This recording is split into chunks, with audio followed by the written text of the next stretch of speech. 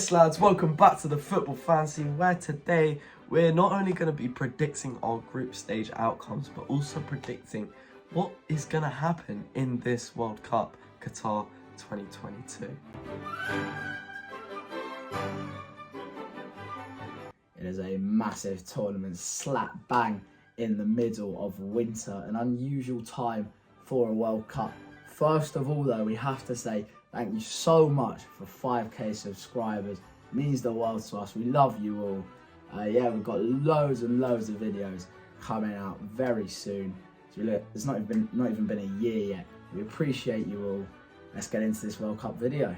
Now, Group A, the one to kick it all off. It's Qatar, Ecuador, Netherlands and Senegal. Now, the two teams to go for, I'll be honest, I know nobody who's ever played football for Qatar. So I'm going to have to say Qatar fourth, maybe the worst World Cup team ever, 0 points, not many goals. Ecuador have some decent players, like so Caicedo and Estupinian from Brighton, yeah. Good players. I'm saying they're third, Senegal second, with or without Mane, Netherlands first. I'm going to go ahead and say the exact same thing as him, but I'm putting Senegal in first place. I genuinely think they could be a dark horse within that group, and I think they could show. Without Mane? Yeah, even without Mane, they're a very good side.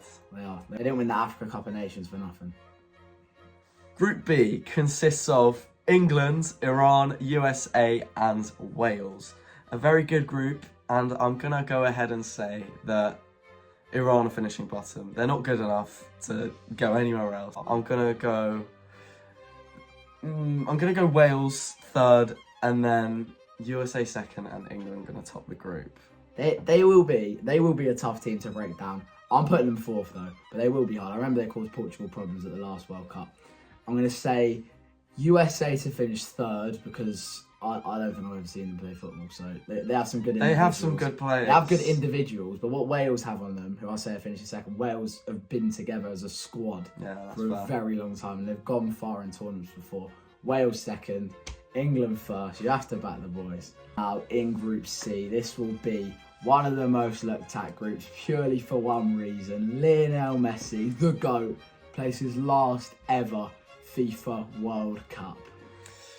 Some people in the comments might be saying that he's not their GOAT. I'm going to go ahead and say that he is. He is the best player of all time, Lionel Messi. He's nowhere near Ronaldo's, like... He's just a better player. He just is. Messi is a better player. His group with Argentina, Saudi Arabia, Poland and Mexico. Now, I'm going to say Mexico to finish second. I remember they've done well at the last World Cup.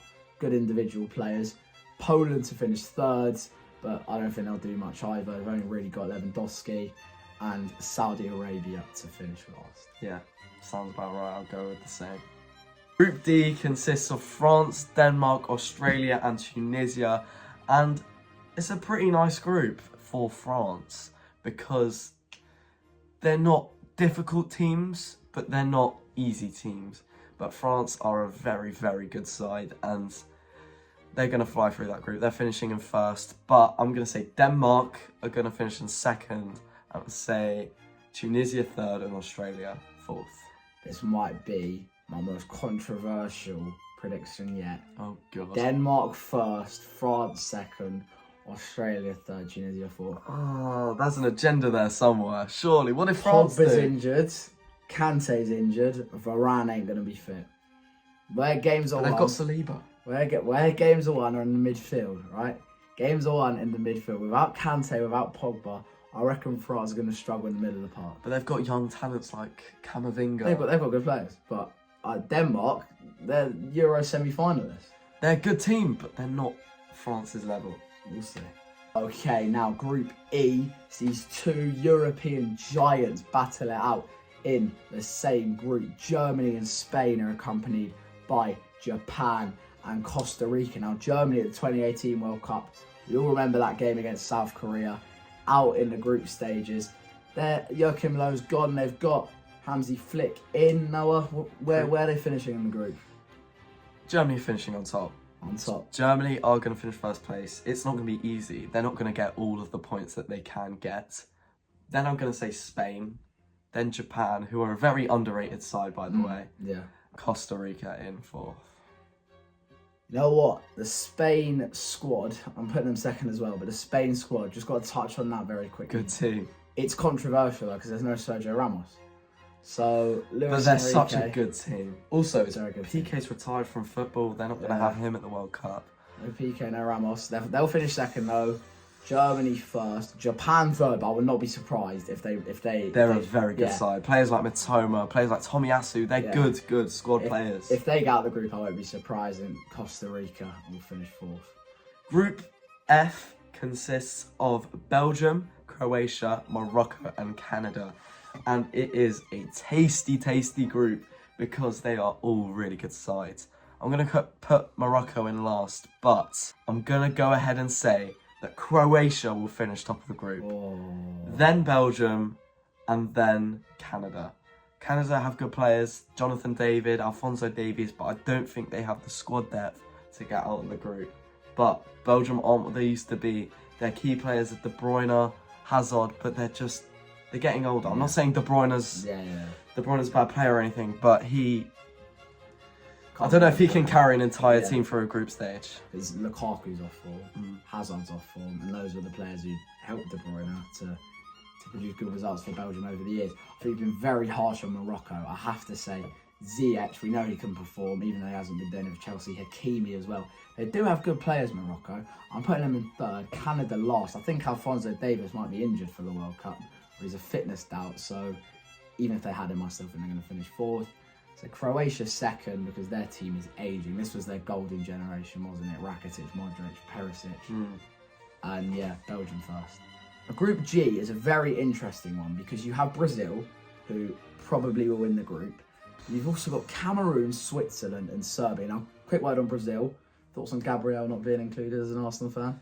Well, I think obviously he's a great player. As an Arsenal fan, I think he's been solidifying that defence for Arsenal. We're top of the league. But I feel like to leave him out is harsh, but I can understand it. I was surprised Martinelli was in as well. Martinelli, he is probably one of the most informed wingers in the world right now. And I suppose he's not going to play throughout the entire World Cup, but he's a great backup to have behind Vinicius and Neymar. It might get a few minutes. I'm going to say Brazil 1st. Now, Serbia 2nd. Hear me out on this one, right? Great players. Serbia have Mitrovic, Vlahovic. These are Milinkovic, Savic. Players that can play football. But the thing different, why I put them ahead of Switzerland. Okay, Switzerland did beat France last year. But to get to the World Cup, Serbia won at Portugal. And that shows they can beat big teams, get big results. Switzerland 3rd, Cameroon 4th. I'm going to say Cameroon 4th, yes. But I think it's harsh on Switzerland to put them 3rd. I'm gonna put them 2nd. Then I'm gonna put Brazil. No, just because I think they're a really good side. And Brazil obviously going to win the group quite comfortably.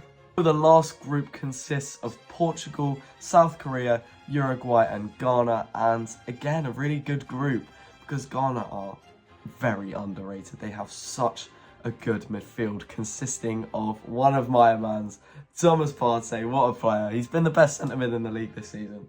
He has, behind De Bruyne. He's been brilliant. And it's a tough one because South Korea also very underrated. Beat Germany, didn't they? Beat Germany. They have Son, good player. Hwang Yi-chan. Ooh, I'm going to say Portugal finished 1st. Great team. Not enough squad depth to maybe win it, but they're a good team. I'm going to put them 1st. Then I'm going to put Ghana. I am. Then South Korea. And then Uruguay. I don't think they have the squad anymore.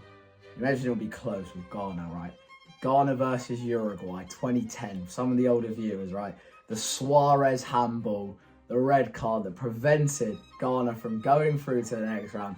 That is going to be a huge game. It's almost a rivalry now.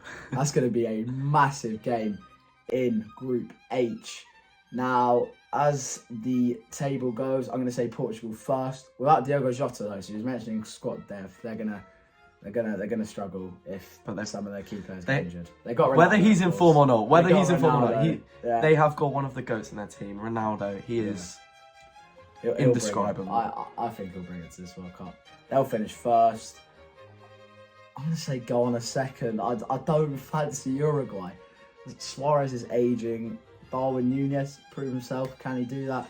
I'm going to say they're going to finish third and South Korea fourth. It's time to say who is going to win the golden boot of this year's World Cup. Now, Harry came on it in 2018, of course, but we didn't win it. So I'm going to say this year, I'm going to be optimistic. I'm going Harry Kane again. There's only one man. It's Lionel Messi. Oh, really? He is. He's going to score so many goals for Argentina. He's going to carry them to very latter stages in this competition. And maybe, who knows, we will see that Portugal-Argentina final. So, the dark horses of the competition. Ooh, it's a difficult one, but I'm going to go Ghana. I genuinely think they're going to do really, really well. They have a solidified attack, midfield and defence, and they're going to do better than people think they will. For me, is another team that they're going to do better than people think they will. Another African side. I'm going Senegal from Group A. I think with Qatar in their group, they may as well. They're guaranteed third. I think they're better than Ecuador. If they get out of the group, right, there's no reason they can't do better. They can't go to the quarterfinals, even the semi-finals. They have a very good squad. Koulibaly, Mendy, Mane. These are players that play at the highest level in the Premier League. I think they could cause a lot of teams problems. So, an out there one, but upcoming talent who's going to really show off what they have in the 2022 World Cup. I'm saying William Saliba. I'm not just saying that as an Arsenal fan. He's a brilliant player. He's only 21 years old, and he's really going to show why he should be starting in that centre-back place for France. For me, right, this is purely inspired of James Rodriguez in 2014 and how unbelievable he was. I'm going to say Phil Foden. Similar players, not similar, do you know what? Similar kind of player, left-footed, calm, likes to drift out wide a little bit. Obviously, I think Foden is obviously a better player than Rodriguez, but his 2014 World Cup was brilliant. This is Phil Foden's first World Cup, so it's a very, very big tournament to show what he can do. A young England squad, by the way, and there's a lot of young players like Mason Mount, Bukayo Saka. They're all going to really show off what they can do. All that fire, all that passion that they can put into this all-important World Cup. Finally, to end the video, winners of the Qatar World Cup 2022. Who's it going to be? My heart wants to say England. It really does. I'm not going to say England, no. I'm going to say Brazil because they have probably on paper the best squad going. It's ridiculous. So the squad depth they have as well. Yeah. Like, you're taking players who are arguably some of the best in the Premier League and not even starting them. And it's amazing. That's why, especially with a World Cup in winter, squad depth's going to be important because you'll have a lot more injuries than normal. And say Neymar gets injured, you just put up Vinicius Jr. Exactly. Anthony gets injured, you've got Rafinha to come in. Martinelli. I'm not just saying that as an Arsenal fan, but he's a brilliant player. Yeah, he's not a bad third choice left foot, whatever. Exactly. They have an insane squad. So. Some countries would kill to have players like Martinelli in their first team, let alone just 100%. Their third choice. So, for me, I'm going to give into it. I'm going to say England are going to win the World Cup just because I'm biased, just because I love this country. I'm going to say that we're going to win it. I genuinely think that we have the team that is capable to win it. And I think that our own country is doubting our own ability. We got to a Euros final less than a year ago. It's possible, and I really think we can win it. Anything can happen in football. Thank you so much for watching our World Cup video. What will happen? Put your comments down below. What do you think the outcome of this World Cup will be? I want to know in the comments, right? Anything. Who's going to win it? Who's going to win Golden Glove, Golden Boot? We want to know what you think. Also, it'd be nice to get some non-England fans as well, because I feel we've been a little bit biased during this video. Just a little. Yeah. Hopefully, England win the World Cup. If they don't, I won't be surprised. Yeah. It's the hope that kills you. Yeah. Thanks for watching. Subscribe, like, and comment. We'll see you in the next one.